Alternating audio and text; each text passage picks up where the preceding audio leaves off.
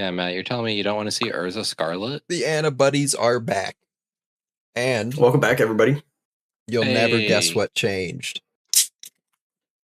Matt ate chip and lied. Don't tell them that I was eating chips. I didn't say chips. I didn't say plural. I said chip. This is so embarrassing. You ate a chip dimmadome. Hold on, we're going to do this over again. All right, the Anna Buddies are back. Hello. We're back. Hello, everybody. We're watching Fairy Tail, everybody. Hey. Proto Fairy Tail? Please, no. This week we watched Rave Master. And we are your hosts. We're the BBL Bandits. Hey, I'm the Rear Admiral here, okay? You got to respect my authority. Right. You're right. Okay, Rear Admiral. Every part of my body is muscle except for my butt. Hey. That's where all my fat got located too. That's why it sounds like a dead body. I'm sorry, Alex. I guess that means we leave all the tricky things to you. No, I'm not sneaky. No. It's okay. It's okay. But please, I'm a sorcerer, bro. We go to burgle people's butts, and we're just so damn attractive at it. Men and women alike can't resist us. It's true. Booty bandits. Yeah. And you know what? That's a canonical thing in this show too. That's the crazy part. That is they wild. They didn't even horribly Flanderize it either. No, it was great. It was great. It's peak. It makes me miss old 2000s anime, especially old 2000s dubs. Oh my but God. Before we dive any more into that, how have the buddies been? What have y'all been up to these last week? I don't want to talk about it. Well, outside of getting a sudden itch to rewatch one of my favorite animes that everybody in the anime community seems to hate for, no real reason. What have I been doing? They're talking about Chainsmoker Cat. Like no, I'm talking about Fairy Tail, guys. I'm talking about Fairy Tail. I don't understand why people hate it for no reason. I don't really get the Fairy Tail hate either, except for like the 2 character designs that were stolen, but like it's a quality shonen where like it makes you feel like you really could be a part of the guild. That's why I like this and Black Clover so much. Because like that way, that guild. I would not join that guild. Yeah. I would set up an elaborate death game to try and blow that guild to Kingdom Come. Yep. Okay.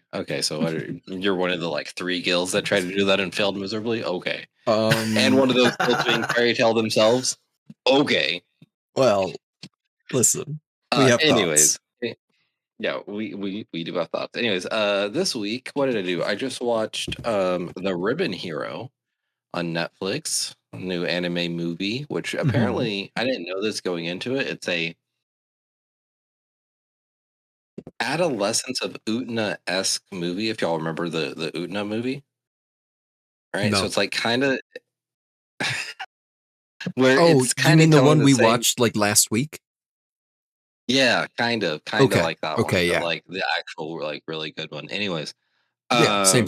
Where like it's an adaptation of one of Osamu Tezuka's mangas, but it kind of does like the adolescence of Utena thing, where like it's not an exact retelling, and they like kind of change some stuff in character designs, but like tie it in.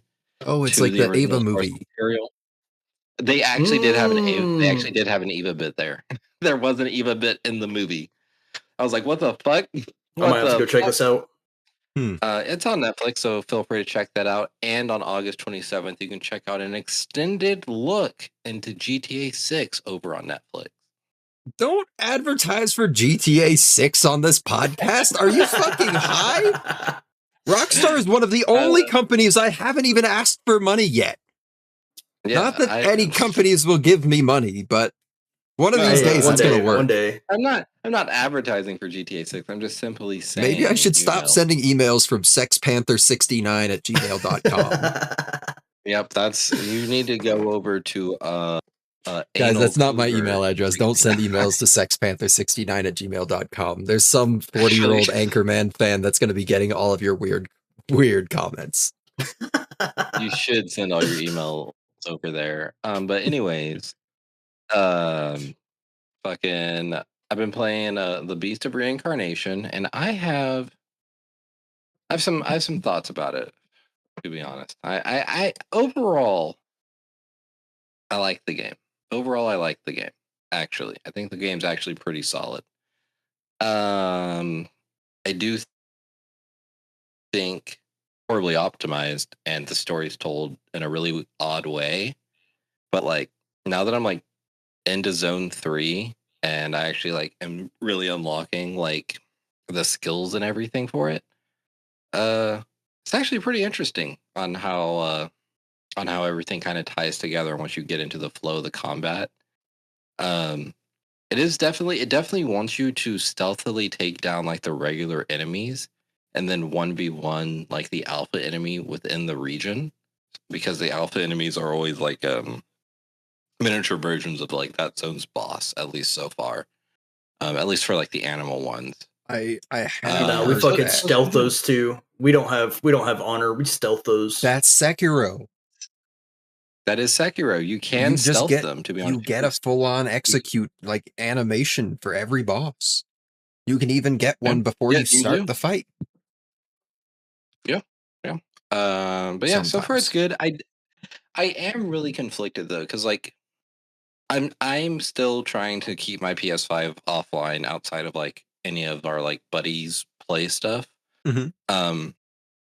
But like this game needs updates for like 1.0. Like the whole game's there and it's like functional, but like there's awful like frame rate drops like during the boss fights. You know what you need? The story, the 1.0 version of the story is told incredibly odd. Like you get like the same tutorial like 3 different times for like the same exact mechanic. You need a second PS5. I was considering trading in my PS5 to get a PS5 Pro because I won't be getting a PS6. I might get the handheld because I do want like an actual really good handheld. So before I make that decision on like which one I want to do, make gonna, sure like, you don't get horribly hosed on a trade-in to the point where you'd be better off just selling it to a person directly. Yeah. No, see what I'm thinking is I could trade in the PS4 for the PS5 Pro and pay off that difference, like the extra, you know, probably like 500 or whatever. I think the PS5 Pro is like 900 right now. Yeah, that's the thing. The price hikes are really what's stopping it. No, it's very drastic. But yeah, what's really making me want to update it is the story stuff. I think the story has potential to be good, but like it's just too disjointed. Oh my god, this is our cold open. Yeah. Oh, let's talking about Beast of Reincarnation. Yeah. Well, just our buddy's catch-up session is our cold open. Yeah, and then I literally said that earlier. It didn't sound right until I was here in the moment, realizing that you're right. We are going to do a 17-minute intro for a 40-minute podcast. Yeah, that's our bit. And then that's not a bad breakdown. Thank you, Pablo Torre. Pablo Torre finds out. Couldn't have done it without you. Yeah, but like, what if we just did it for Evergreen, though? You know what I mean? Yes. Do it for her. Don't forget, you're here forever. You're here forever. Me to our listeners. No, actually, Matt would probably be more of a Mira Jane fan, huh? Sure. You already know who I'm a fan of.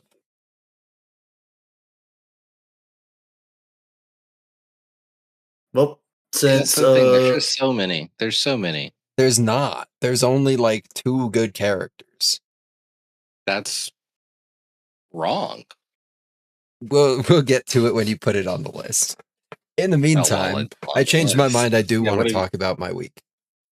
Yeah. Oh, I thought you were going to be silent and suffer through your trauma. And no, because like that was a bit. Unfortunately, you know, I'm not as good of a sad boy as I used to be. Gambler. That's who it is. I finished reading Don't Toy With Me, Miss Nagatoro. And it's great, isn't it? It's so good. And it's so true to form, as you would expect. As soon as the characters get together, after like all of the bonding and all of that, it basically ends right there on the spot. There's like from the confession to the last chapter, I think there's like 8 chapters. And honestly, the only reason that exists is basically so they can wrap up like the actual plot points of like graduation. Yeah. But it's very, very good. It was so cute and wholesome. I loved it. As much as I liked the anime before, I think it has to be a 10 for the manga.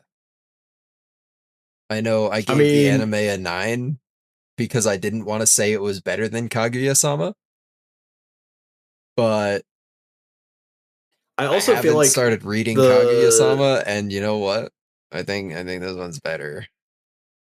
Well, I also feel like with where the anime is, it's before they really start getting serious, and I feel like the manga, once it takes that more serious route, that's when it just hits peak. Yeah. So I think it's fair that the anime got a 9. I think that's a fair statement.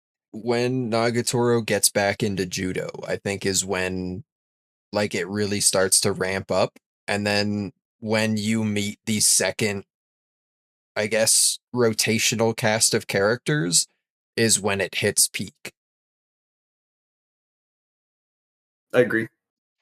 Very, very excited for it. I fully expect to put it on the list for upcoming seasons because, boy, howdy, they got me. It's good. I have also completed, caught back up, I guess, on Dan to Dan, and you know what? I wish I hadn't. It's only like 10 chapters or so, I think, 10 or 11 maybe, since I dropped it, and doesn't feel like it got better. So, icky. And I watched all the Spider-Man movies, all the live-action Spider-Man movies. I'm not gonna spoil. Give me your ranking. Give me your ranking. Okay. Oh, that's a great bit, actually. Andrew Garfield movies, Tobey Maguire movies, Tom Holland movies, just as a full block. That's I think from the Andrew top to the Garfield. bottom. Yeah, I think Andrew Garfield is the best Spider-Man because one, he doesn't have the military industrial complex attached to him, but he also doesn't have the internal gross webbing. So like he's techie Spider-Man. He's very, very smart, but he's not Tony Stark. I did think he had the best Peter Parker. I think he had the best Peter most Parker. importantly right there is he's the best at suffering. Like, yes, you know, Tom Holland, he's got his shit. Tobey Maguire's got his shit. But specifically, Andrew Garfield in 2 movies, while both of the others got, 4 movies apiece now?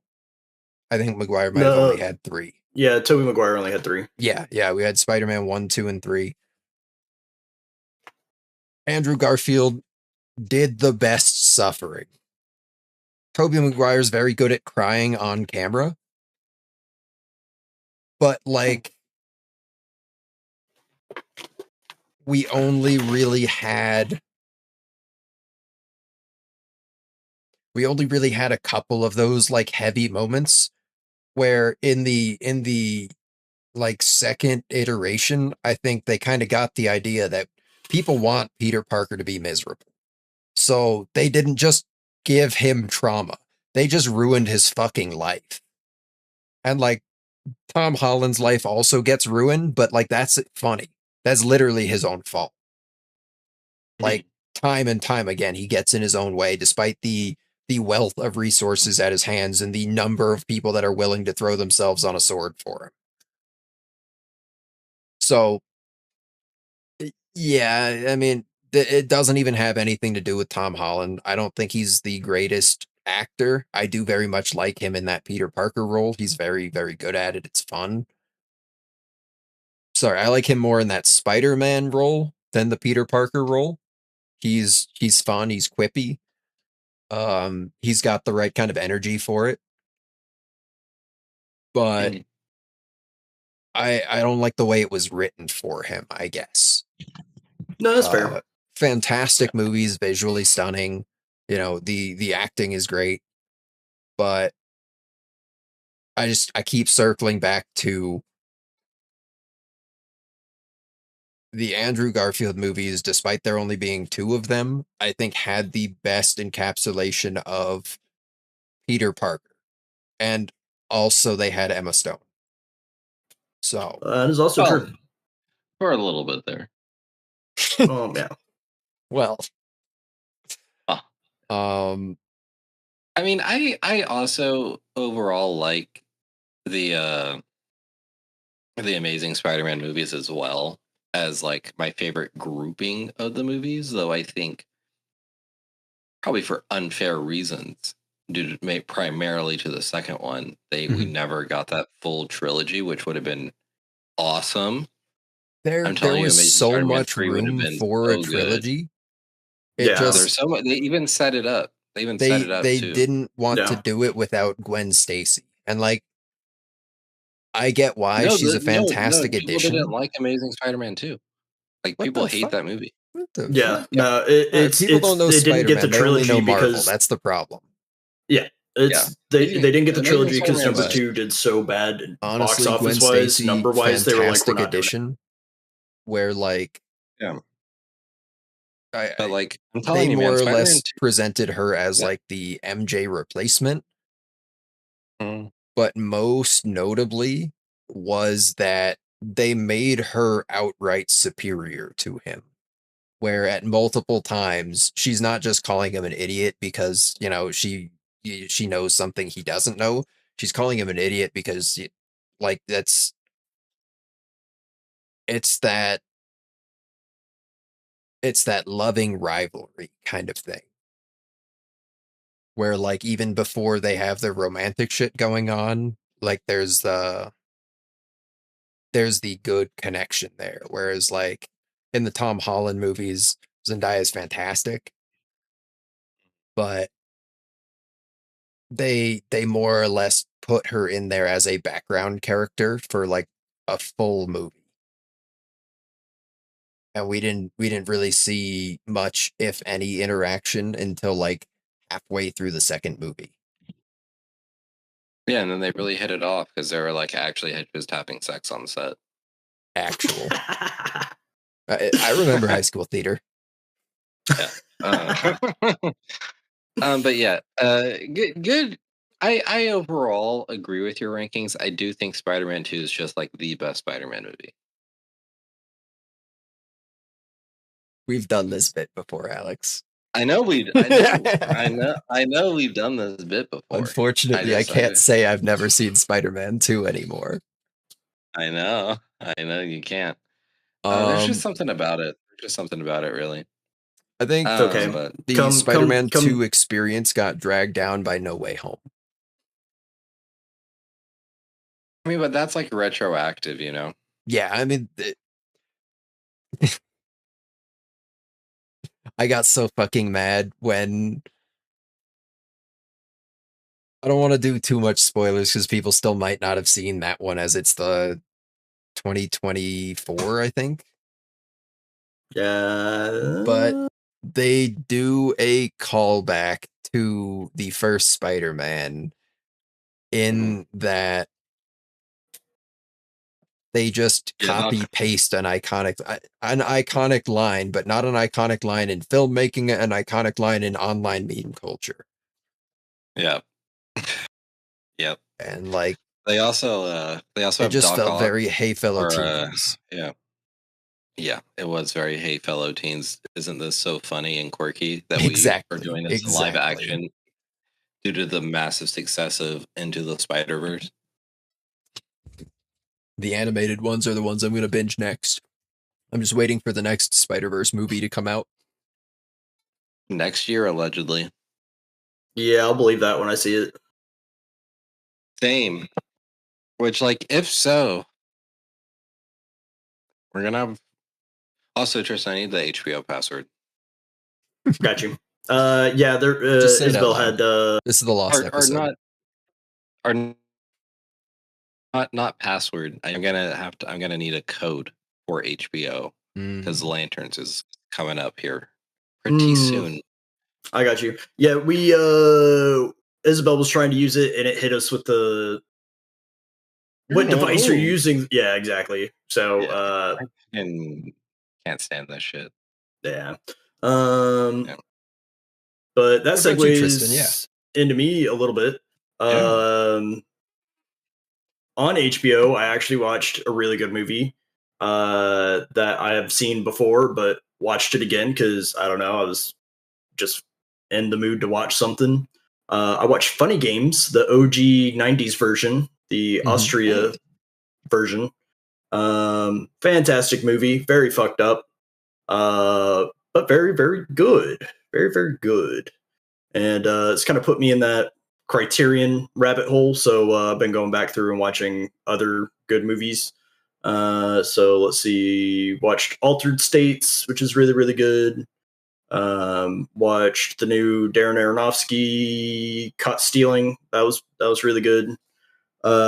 Me and my buddy went and saw Odyssey in IMAX. Hell yeah.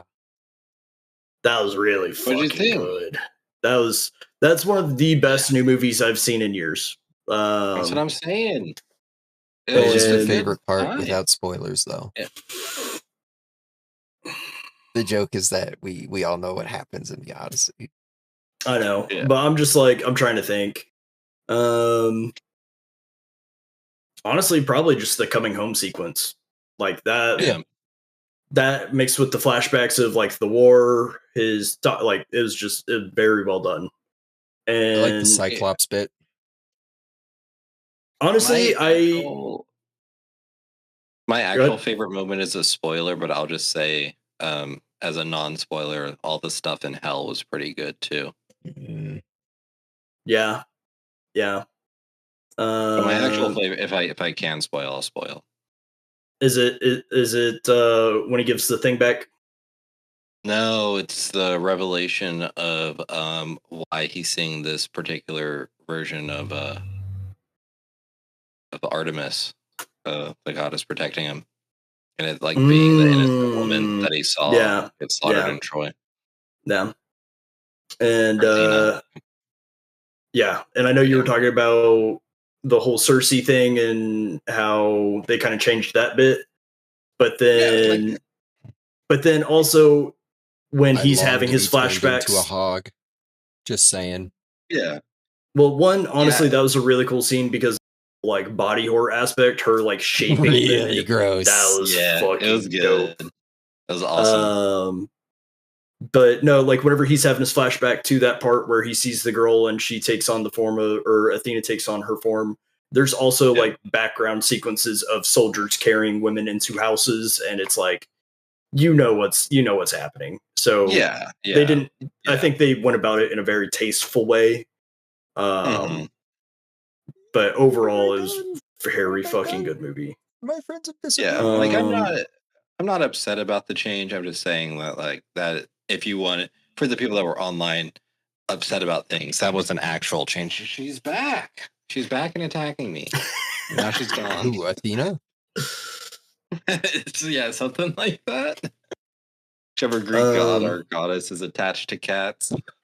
Other thing I did this week is I got my One Piece cards in, so that I now have my Chapter 1 card set complete. So I will probably make a little video on that. Maybe. Okay, Alex, I want your opinion.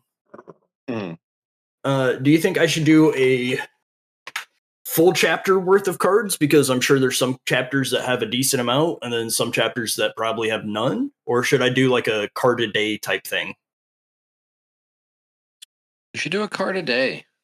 Get people coming back. Yeah, bet. Because I think that's the one.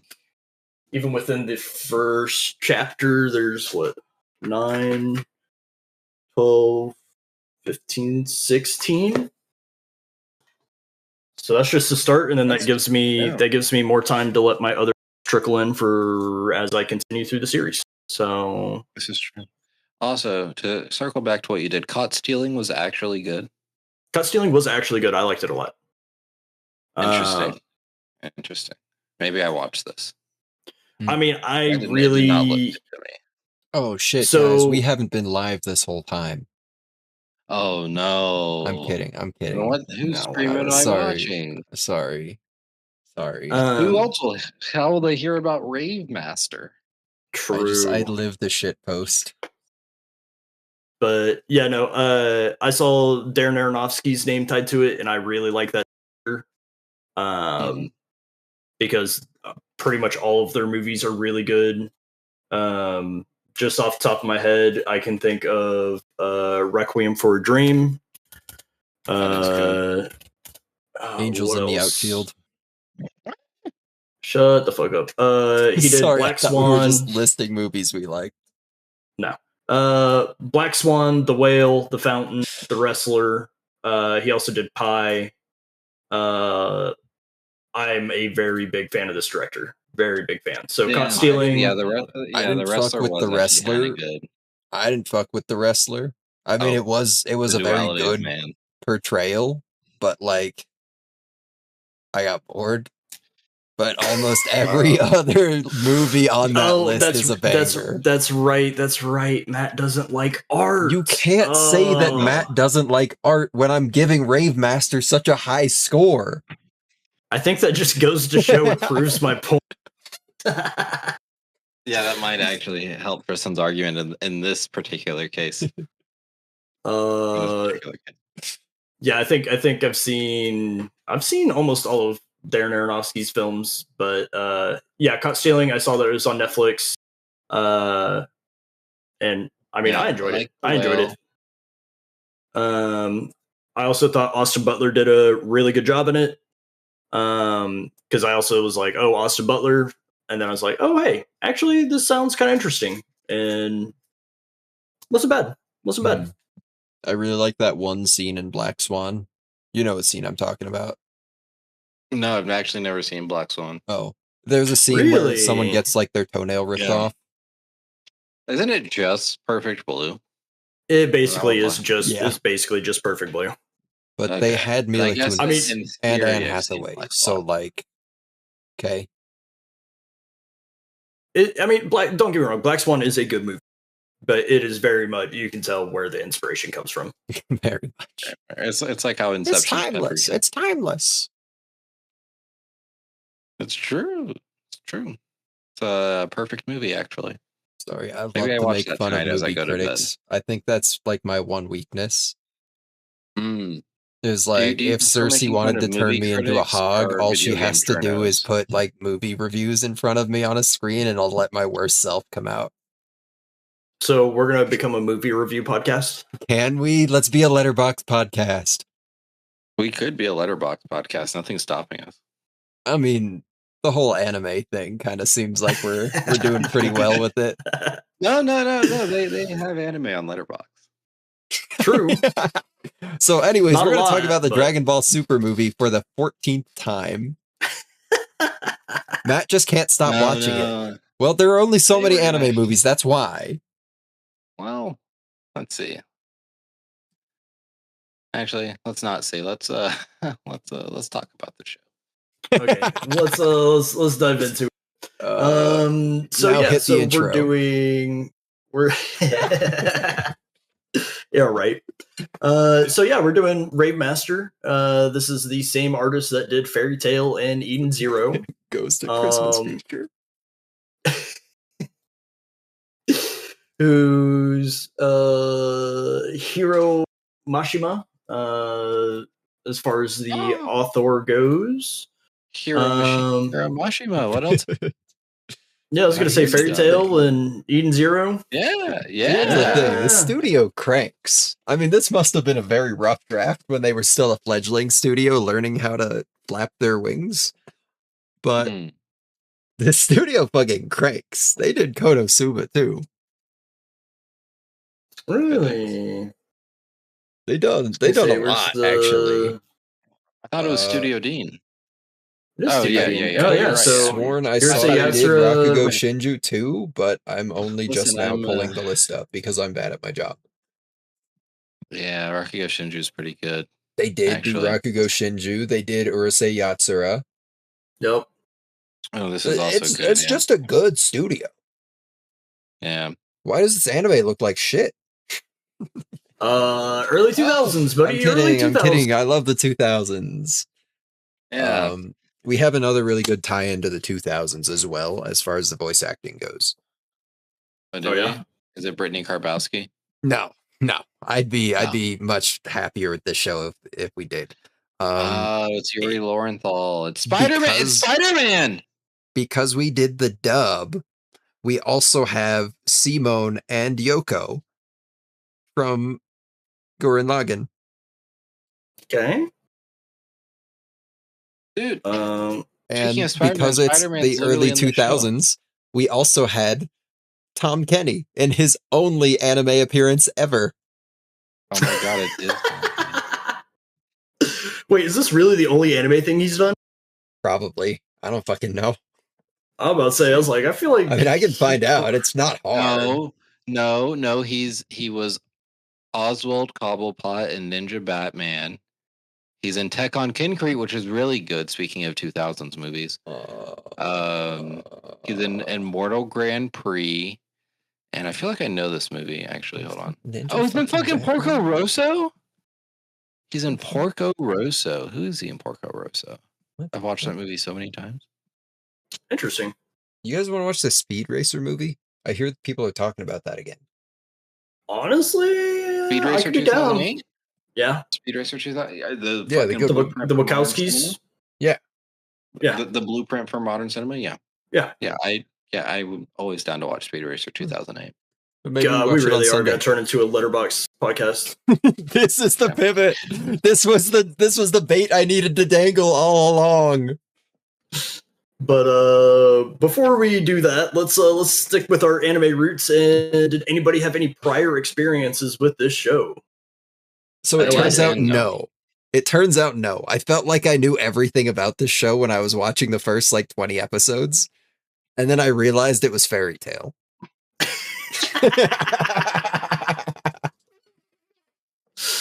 Pretty much my experience is the same. I had known about the show existing, but I had never watched it. As I watched Fairy Tail, and then I watched 12 episodes of Eden Zero. It just didn't hook me in the same way.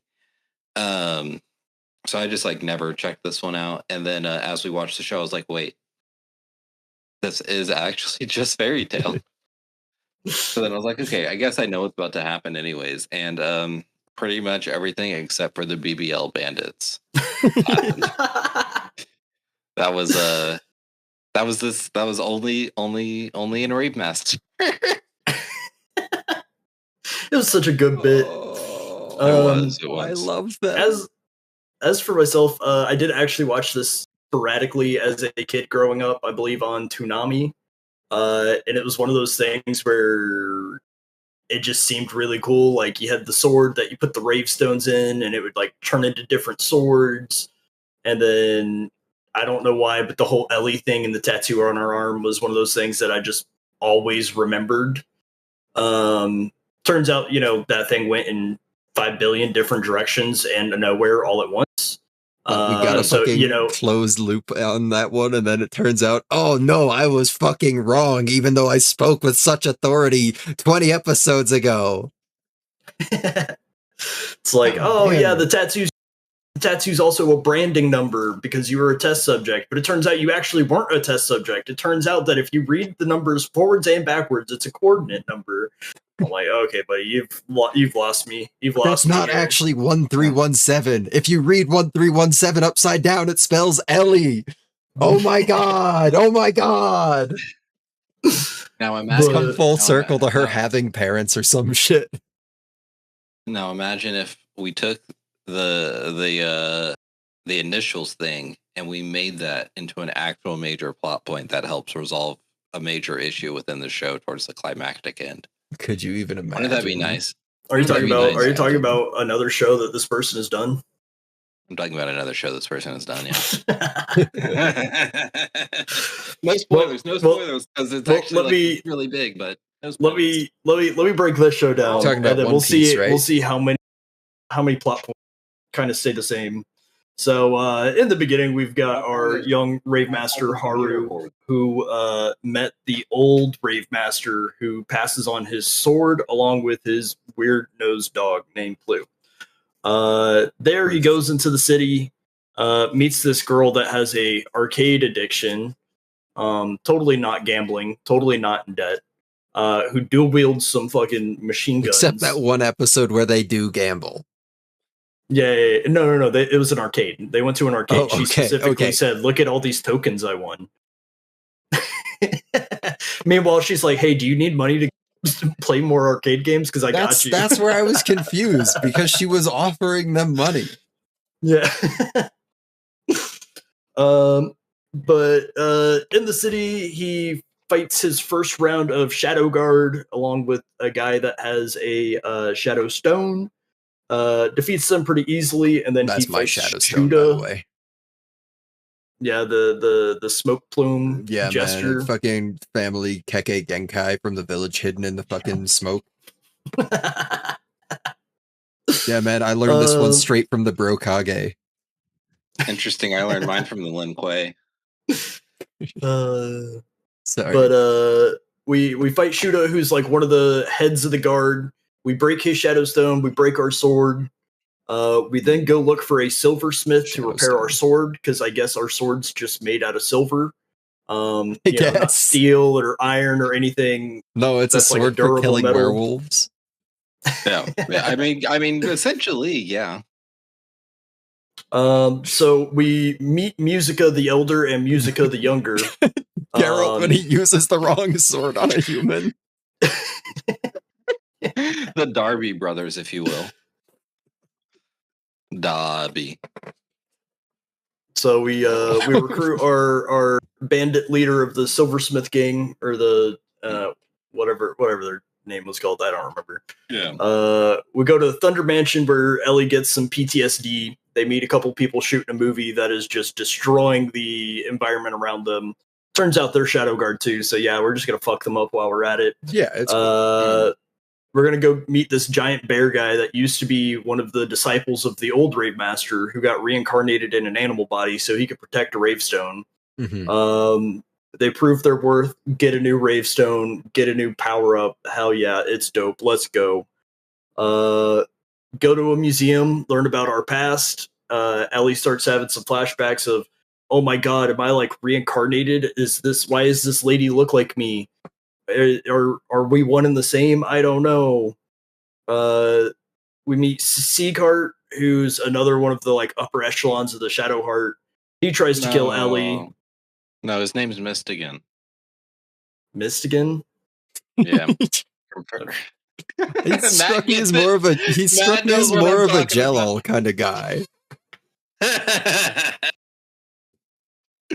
Maybe he is Jalal. But yeah, he shows up, tries to kill Ellie. They protect her, and he's like, okay, it's fine. I guess we'll let her live. We meet the greatest characters. I guess it's fine to leave this nuclear bomb walking around with the nuclear launch codes hand in hand. Yeah, perfectly safe. Specifically said, you can't trap them in that dimension together. If they mix together, we'll have 10 9/11s. Look, we're gonna leave the nuclear codes with the guy that shits himself. It's fine. Well, it's probably fine. He wipes himself with the nuclear codes, and then nobody has them. Exactly. And then he takes a flight to Turkey. Hair transplant. Yeah, I was about to say for the hair transplants. For the hair transplant. That's where I'm going this summer. But hey, as wait, summer's over? I'm too late. Over. Yeah. No, you got 11 days. Okay. Yeah, I can scrape together 10K in 11 days. Actually, I think the equinox is next month. Check out my OnlyFans. Is it? Check out my Patreon. Check out my GoFundMe. Yeah. Anyways, check out my GoFundMe where I post nudes. We're traveling across the country, and we meet the greatest character, BL Bandit. Yeah, we do. Absolute on a train, peak. No less. Yep. This episode has everything.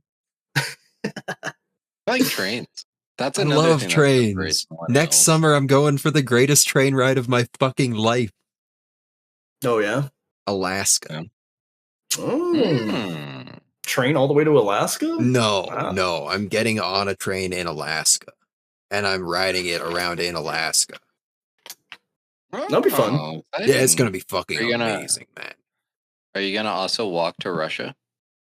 No, but I'll be able to see it from my house. That's pretty neat. That's pretty Yeah. neat. Just think of it. It's the promised land. You're moving to Alaska? You That's know. cool. No, Russia. Oh. Yeah, I'm doing the conservative thing, Tristan. Oh, yeah. It's not Doing a bit. It's not a bit. Doing the No, expat thing. On my way across the border, I'm gonna toss my passport over my shoulder. I'm gonna say, "So long, USA. It's been real. It's been fun, but it's not been real fun." And then I'm gonna have to walk all the way through Siberia. Yeah. Beautiful. Just everyday man things. Yeah. Well, Matt, in preparation for your trip, do you want to go work out at the men-only gym in Georgia with me? Do they have glory holes? You see, about that, it recently went through some renovations. Good renovations? I'd say good renovations.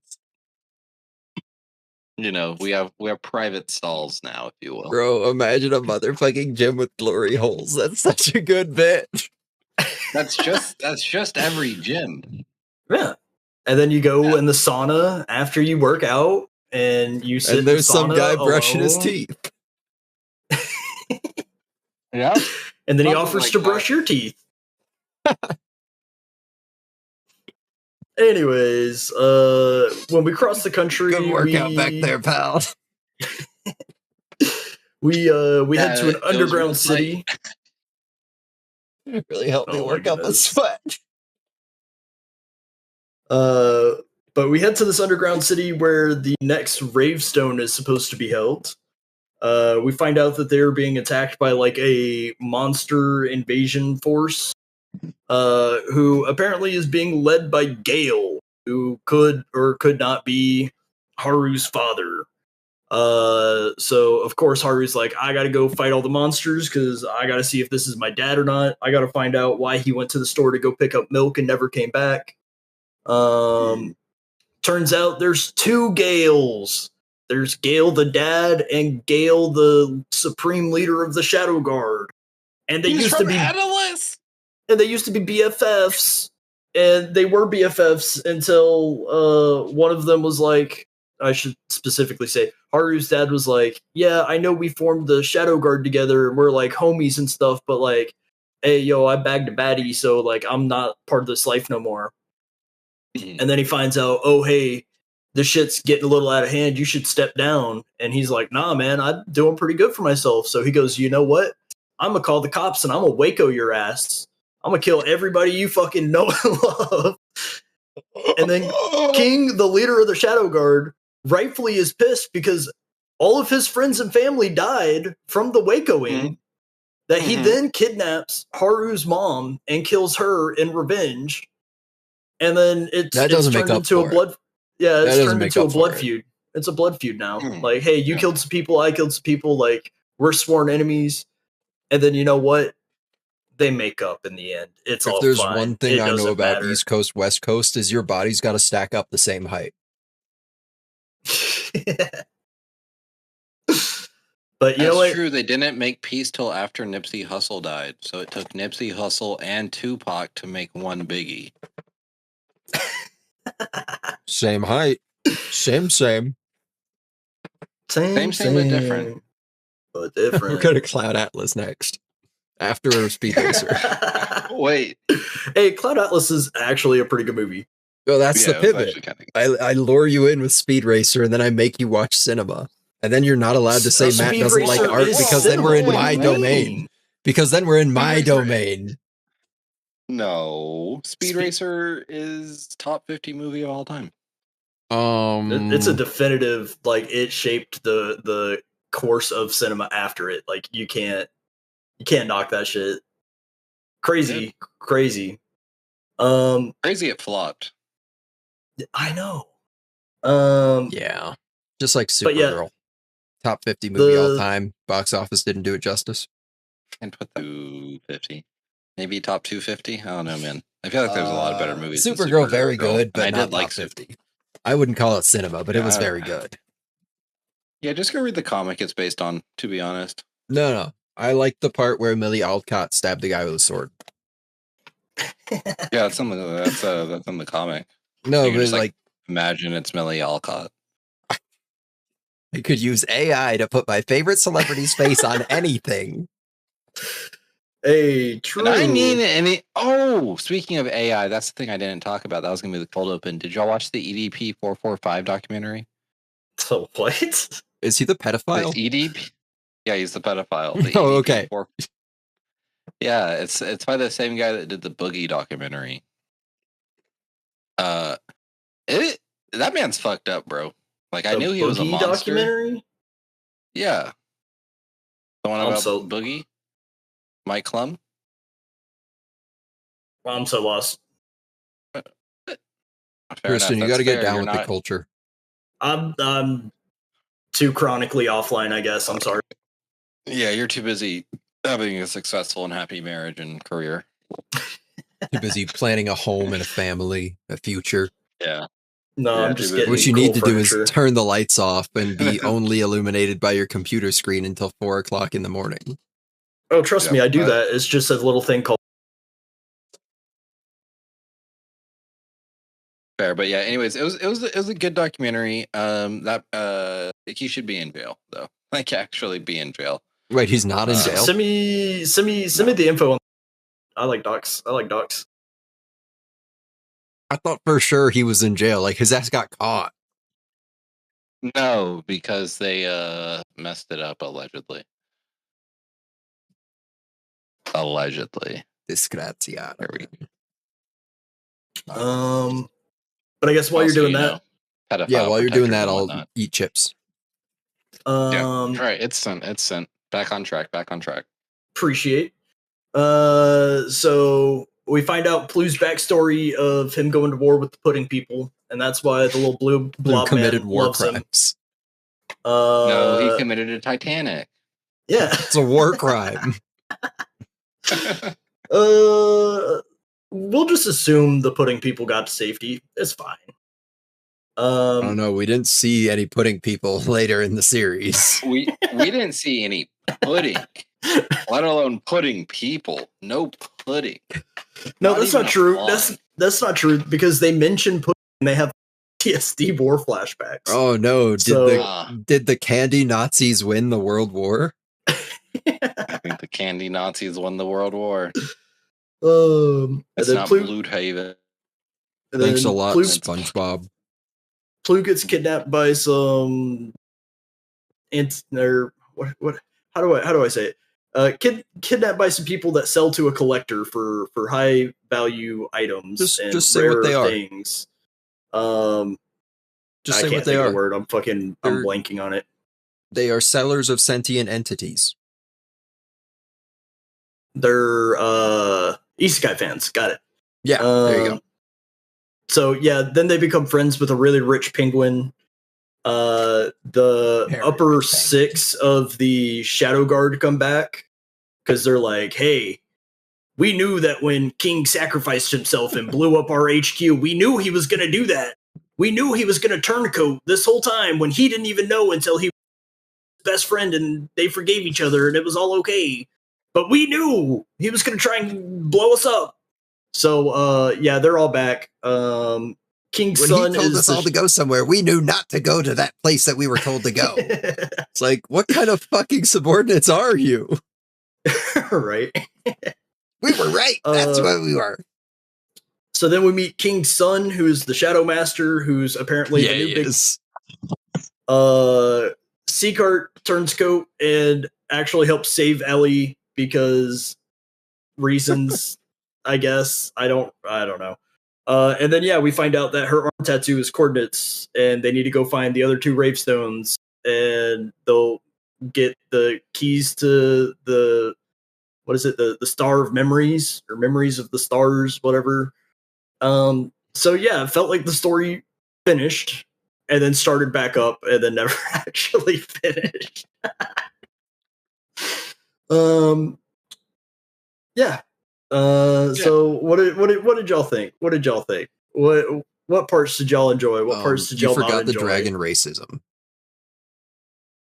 Yeah. There was that bit. That was that 4 whole episodes. I mean, why is Spinner being so mean to this pretty boy? Oh, I see. Because the pretty boy turned Spinner's wife into a dog. Yeah. You kind of deserve to be mean to that guy then. I mean, whatever. What's fucked up is I'm not sure if the manga got canceled or the show got canceled.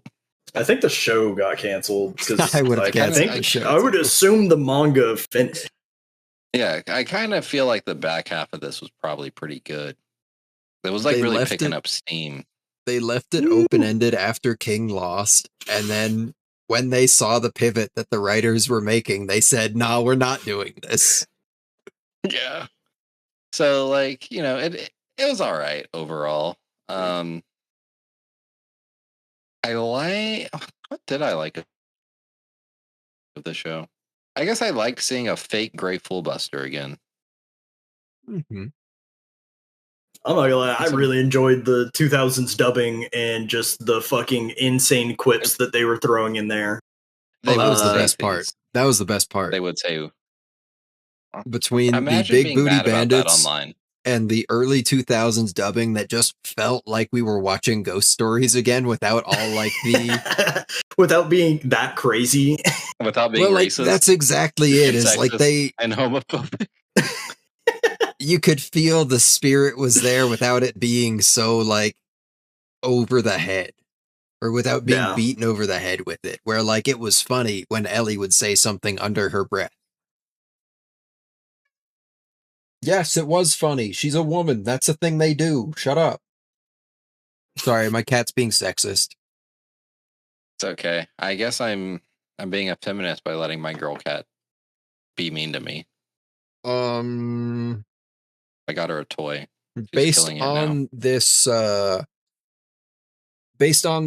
manga I recently read, I would say so. Was it Chainsmoker cat? No, completely unrelated. No, it had to have been Don to Don. Completely unrelated. Okay, fair enough. Something I didn't like kind of what Matt was saying beforehand, and Tristan, you were kind of talking about. The plot was all over the place. Plot was all over the place. It was a damn mess. Pacing was really bad too. Felt like it felt like they were really trying to find their footing, and kind of trying a lot of different stuff, and some stuff they lingered on a little too long, some stuff they sped through really quick, and it was just like, cool, okay, yeah. Opened up a lot of plot points, out of which I don't really think any of them got resolved, except for like the 2 we mentioned pre-recording, how he beat the Shadow Guard, and how Ellie got her memories back, and those were like the 2 things. And even then, I feel like the whole Ellie memory thing was like a cop-out, because it was just, I remember being a kid and having these powers, so obviously I wasn't a lab experiment or reincarnated. And I'm like, both of these still be a possibility. Could have been both. Yeah. Could have honestly been all 3. It could have been a lab experiment to reincarnate the fucking dead soul of some lady into a fucking test tube. Or it's like, hey, you were just the reincarnated version, and now we're gonna run tests on you, because I feel like having the exact same image without being a straight up clone is just like, or maybe maybe that's what it is. Maybe she is just straight up clone. Then how'd she get to the 3713? All this running around looking for the lab experiment shit, but like pretty clear that like you don't need anything except explosion. Like King made that very clear. You just have to be able to do it without falling asleep in your dad's arms. So like if Haru actually like hit the PEDs, he'd probably be a great Rave Master. He's not a bad Rave Master. You know, there's only been one other Rave Master. You know, yeah, in the entirety of other one existence. was so much better. I mean, he failed. The other ones seem to be pretty in agreement with me, where the only thing we ever saw them use was explosion. Just saying. You know, Mashima forgot.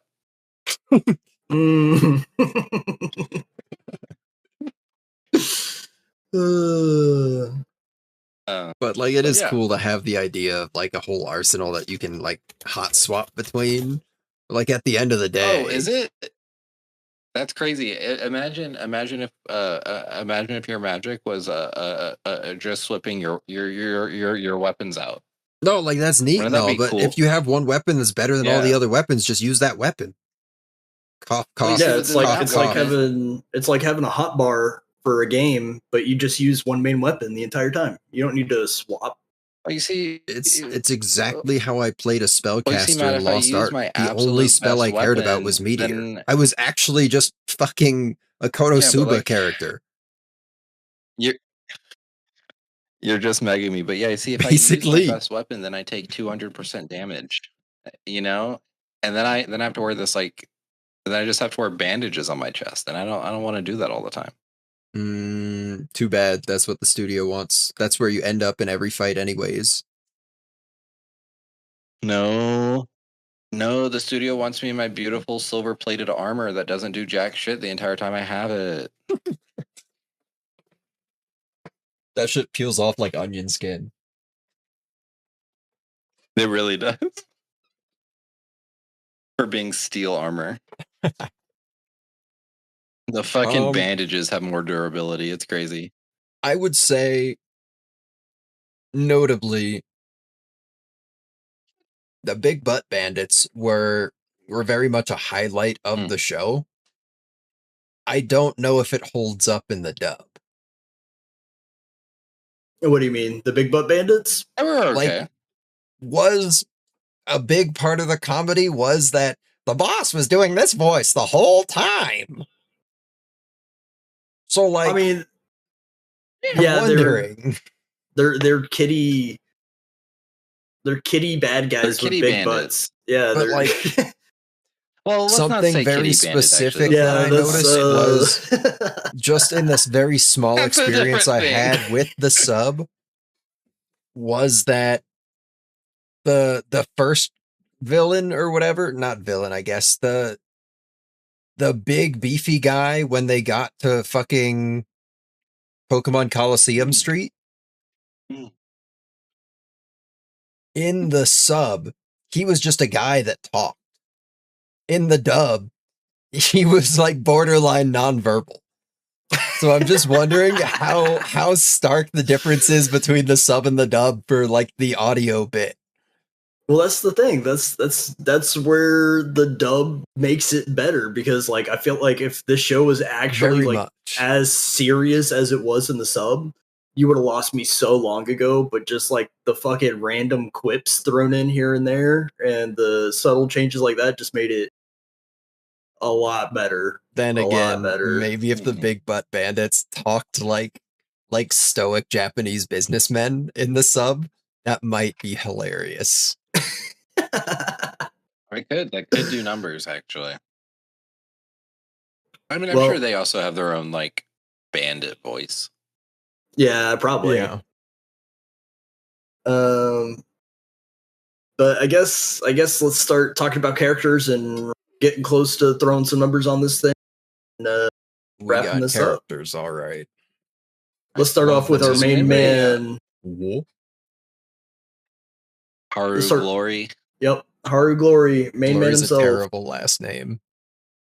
I kept thinking of the Jim Carrey Grinch movie because his name sounds like the Who song. Matt knows what I'm talking about. Where they're singing about glory. Yep.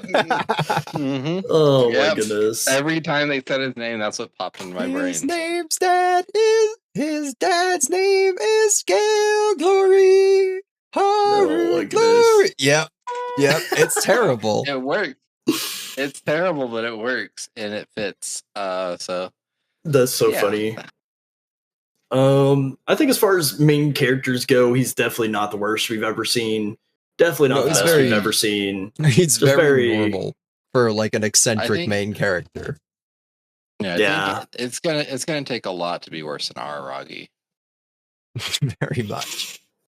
It's like even when you compare him to Natsuo, I would say he compares favorably. Where like there's still plenty of like childishness there that's kind of a deterrent or detracts from him, I suppose. But like he's much more focused. Despite how scatterbrained the plot is and like all the different directions it tries to go, he's very single-minded. Just over and over, like, no, we have to defeat the Shadow Guard. We have to destroy the Shadow Stones. That's the only thing he fucking cares about. He's just Sasuke. I have to kill Itachi Uchiha. And you know what? Credit where it's due. He did beat the Shadow Guard, and Sasuke did kill Itachi. Yeah. He was very insistent about, Ellie, I'm also going to help you get your memories back after I kill the fucking Shadow Guard.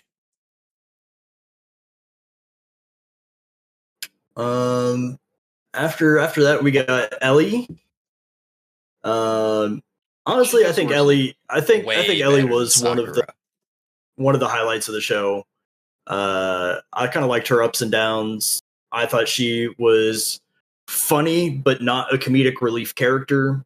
You know, she didn't necessarily need to be saved. Like, she could hold her ground. They do even mention that at the end. They're like, also didn't make her a team mom either. She got to be just as dumb as the fellas sometimes. Yeah, and that's what made it great. And even at the end, they're like, we're not doing it because you need our protection. We're just doing it because we love you and we protect you because you're one of the homies. You know what I mean? Yeah. So it was like, this is good. We're doing this because we don't want to watch you get your shit stomped in, you know? You're right. We have Plu, who honestly I thought was hilarious as a like mascot character, because anytime you saw that thing on screen, it's shaking. It's just It's really nice when the mascot character doesn't talk all the time. True. You know what? True. Very, very steep contrast. I like the part where he would just like mindlessly just like shamble around and then look up just like it's a surprise that he's looking up at someone that is not his fucking parents. It's very like 4-year-old Matt coded. And then he's just a fucking homing missile. Nah, man. Yeah, right. He's an actual war criminal. Yeah. Puts the smart in smart bombs because he's sentient. I think. I mean, he's able to sign contracts. Well, yeah, but like, you know, so he's got to have some level of sentience there. Maybe. I don't know. I've seen Charlotte's Web. I know animals can write. Damn, you want to talk about a good movie that'll make your heart ache. True. Next we've got Musica, specifically the younger Musica, leader of the Silver Rhythm Gang. Musica de la Harry Fraud. He was actually a pretty cool, not necessarily sidekick, but like secondary main character. Honestly, I kind of liked him more than Haru. I would felt like he kind of had more going on. Yeah. What? A deuteragonist, I think is the term. That is the term, but yeah, I would agree. I think that Gray's better than Natsu and Musica's better than Haru. Yes. Yeah. It's like Amazing Spider-Man, better than Spider-Man 1. And Homecoming. And then we get our Tom Kenny Griff, a little blue guy. Probably the worst character in the show. Oh, absolutely. But we get one of the absolute best bits because of him. Because you've got the weird fucking horse thing, and in the dub, he like is in the stall and he just pops out. They're like, "Yo, what were you doing?" He's like, "I was giving him an oil change. Like he's all tuned up now. Like he's ready to go." Yep. And they're like, yeah. "But that's a horse. You can't do it." He's like, "No, I totally can. You just don't know how horses work." Said his head does seem to be shaking slightly calmer now. Yep. Yeah. That was a good one. In that same bit, we got the big booty bandits encountering Griff in the kennel area too. And they said, "Oh yeah, that's some kind of a fucking like ground slug or whatever. My parents used to grow them up north." And then they're like, "Oh yeah, that thing's like nonsense. So like it's fine if we discuss our plans right here in the open. Because what's that blue slime gonna do? Like, nah, it's just your ordinary slime." When his friends ask about it, he's like, "Well, not exactly." He doesn't deny it. And then I guess, I mean, I'm gonna skip over the fucking penguin because let's be real, the penguin didn't really do anything. Penguin's not a real character. Yeah, is that the one that kept saying "boyo"? Yes. Shoot it in the head. Literally, the whole thing was, "Hey, we have a rich friend so that we can pay the toll." Okay, basically, cool. Now I guess this rich friend's gonna just tag along with us because he paid the toll and he thinks he's one of the gang. Basically, he's Bulma. Yeah. And then whoa! I think you meant to say Yamcha. No, Yamcha didn't pay for them to go to fucking Namek. Bulma's an integral part of the Z Fighter group. We will not disrespect her like this. She is, but there was no fucking reason for her to go to Namek. Yes, there is. Her baby daddy's going. Her one interaction with Vegeta went so well. He called her woman, and she didn't correct him. It went pretty well. You know what? By his standards, that was probably the royal treatment. He's not a nice guy at that point. Is he ever? Yeah. When he grows a mustache in GT. He's a girl dad. That's GT true. sucks, but Vegeta as a girl dad is cool. I mean, I kind of like Kid Goku in Super Saiyan 4. We get that in Daima.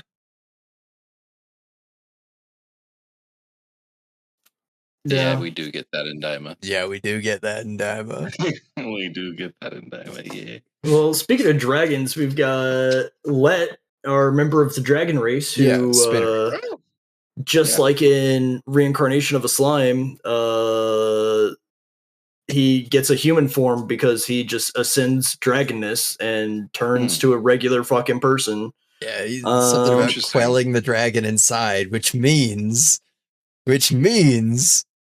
they see themselves as inferior to humanity because of their draconian roots that are literally their whole culture.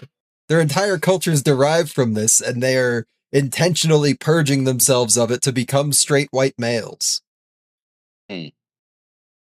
Not great message. I figured it was because of the generations of magicians that were slaughtering the dragons. I couldn't tell you. I don't give a fuck about their history, man. You know, integrate into the human bodies and stuff. Sorry, just more fairy tale stuff. Really just more fairy tale there. That's all I thought of. I was like, oh, it's the dragon slayers. You need to eat the dragon. No, what you need to do, step 1, become an orphan. Step 2, find a dragon. Step 3, get transported 500 years into the future with the dragon inside of your body.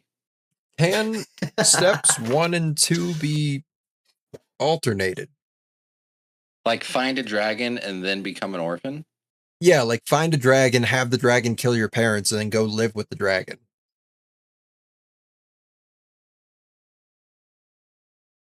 Yeah, I think so, yeah. Do you need the government to like make you an orphan legally, or like is it kosher? No, what you need to do is have your brother accidentally get a curse put upon himself that he kills anything living within his direct vicinity. So he accidentally kills y'all's parents. That was a pretty big spoiler, by the way. Yeah, well, I'm not saying who. I'm not saying who or what.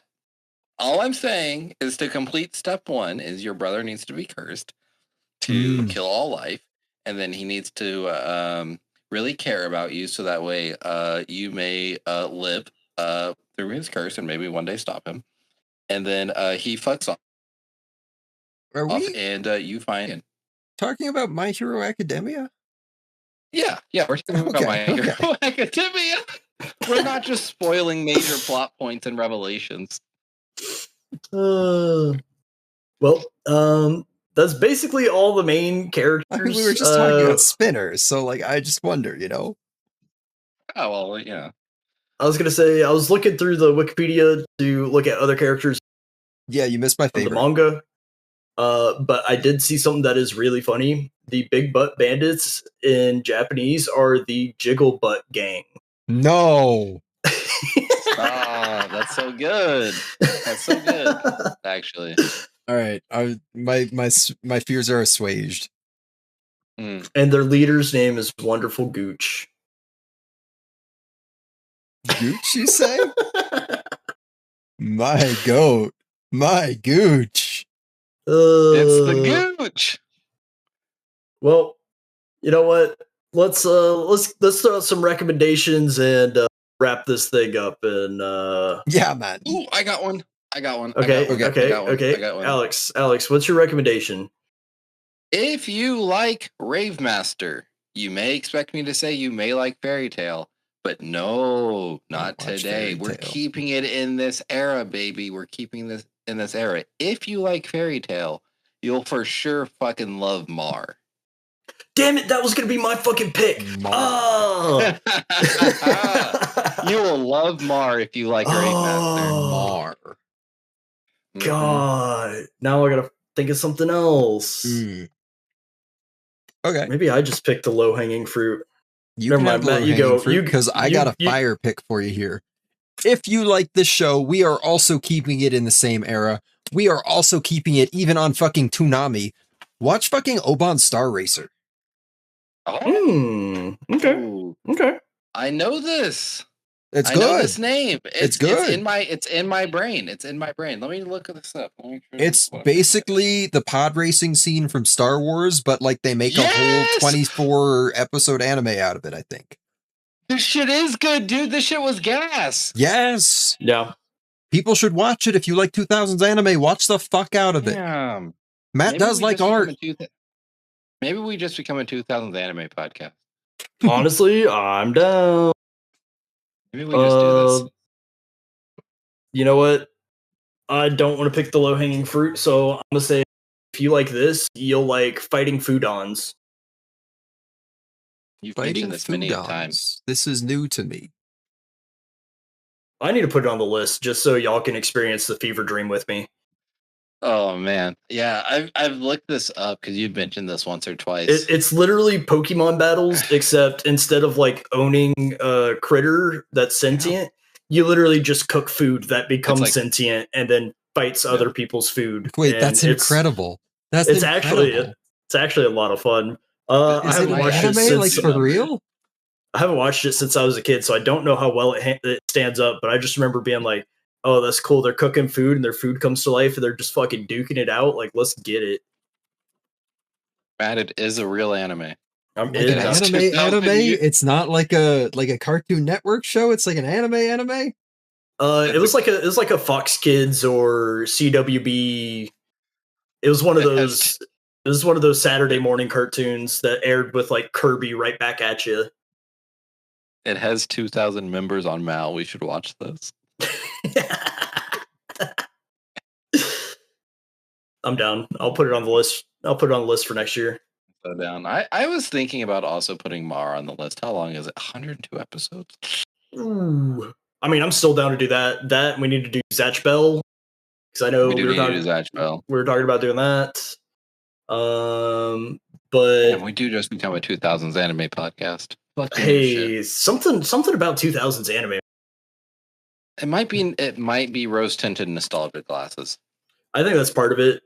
But I also feel like the way dubbing is done now, I feel like it's not as, because I feel like, because back in the day, it wasn't simulcast. It was like, hey, we're going to actually find people that fit the characters. We're going to actually make it a good production. And now I feel like with the simulcast, it's just, hey, we need to find someone so we can get it out quick. And I feel like half of the voice Seth actors we Rogen have free. now. Then another part of it is the localization as well. That like too. Back then, it was not taken as a serious art form or source so of they entertainment, could really. So they could be a little more lenient with it and throw in some of the nonsensical jokes.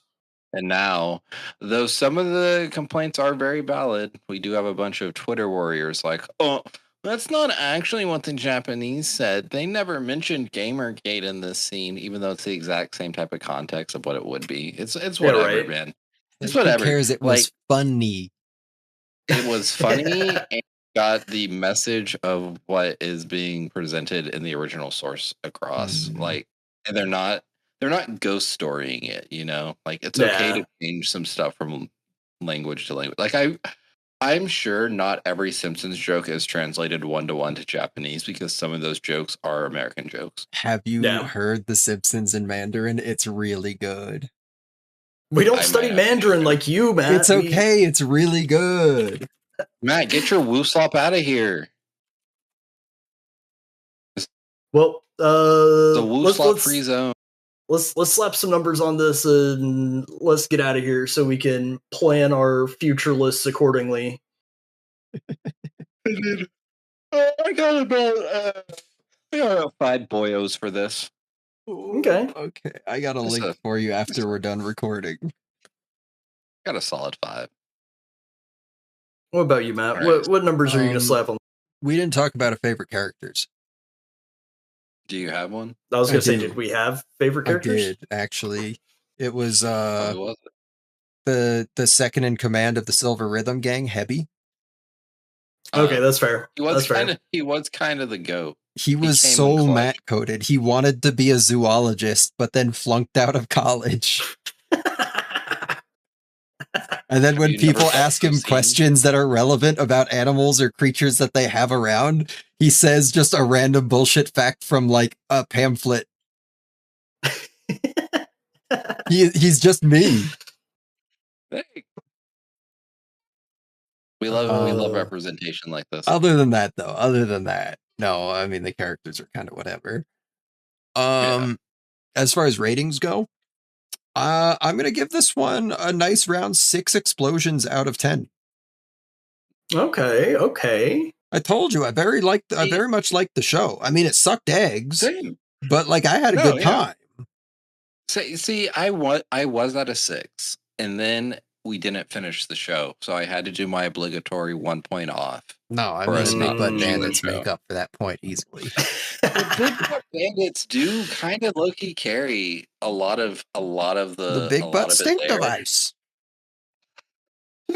Whatever you do, you hold that dog down so it doesn't get off the stink device. Look, what kind of dog is that? I think it's some kind of an insect. Like, if I hold Kaiju number 8 season 2 to the standard, and fucking, what was the really good shonen we watched recently that y'all loved? And I said, they didn't end the season. I wouldn't say loved, but it's probably Gachiakura. Yeah, I was gonna say, is it Gachiakura? Yeah. No, it was this season. Gachiakura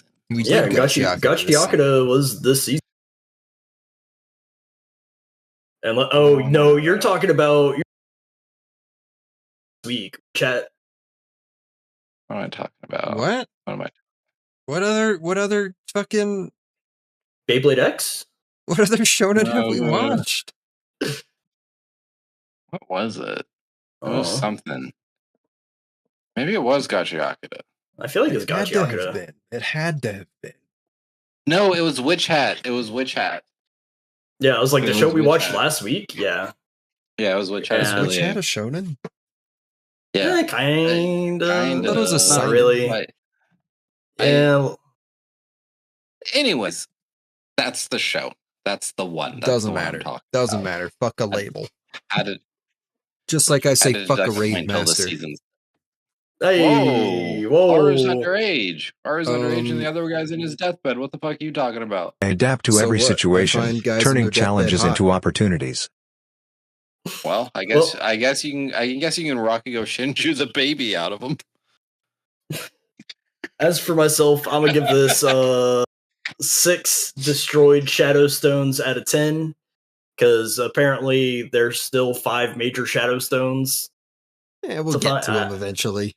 I mean, we broke at least 5 on our way to go fight the main bad guy, but I guess those weren't real Shadow Stones. I guess those were just Shadow Pebbles. They were all baby Shadow Stones. Yeah, these are the primordial Shadow Stones. Now that we've entered New Game Plus, our old Shadow Stones are no longer compatible. Oh. Well, I know we will be compatible with something next week. What are we? Oh my god! Next week we're all smoking cigarettes behind the supermarket together with you, the listener. I've been looking forward to it for a good long while, and I'm so stoked that it all came out at once because I was worried about timing. But it works out perfectly for it to be our end of summer anime, especially thematically, as the vibes are very nostalgic for summers gone by.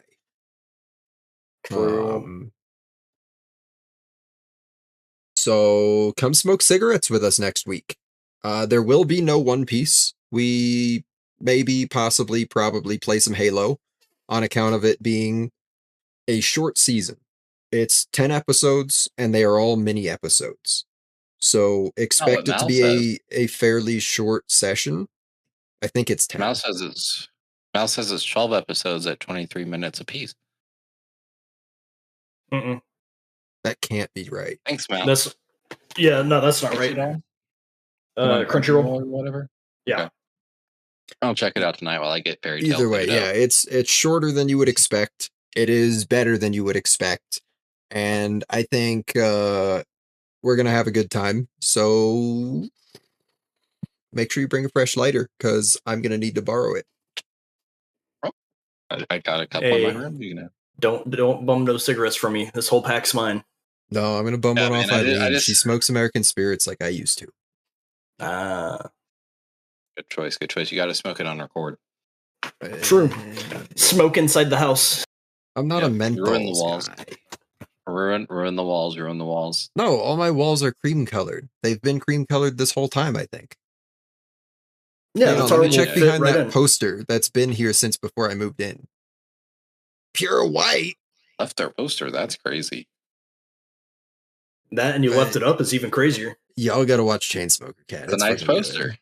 It's good. I've been watching Chainsmoker Cat. It is actually good. Really good. It's so good. Put it on the list. Let's get out of here. So thank you, viewers, for tuning in, watching us. And until next, we love you. Go drink your piss. Bye. Glug glug. Bye bye.